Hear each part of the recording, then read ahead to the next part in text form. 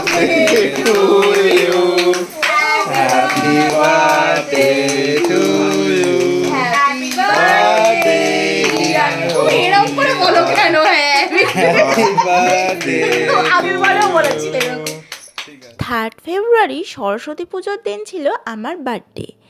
আর সেই উপলক্ষে কেক কাটা আর একটা ছোট্ট আয়োজন। তো সবাইকে একে একে কেক খাইয়ে দিলাম। মা, বাবা, বর, ভাই সবাইকে কেক খাইয়ে দেওয়ার পর বন্ধুদের সাথে অনেকটা গল্প আর আড্ডা হলো।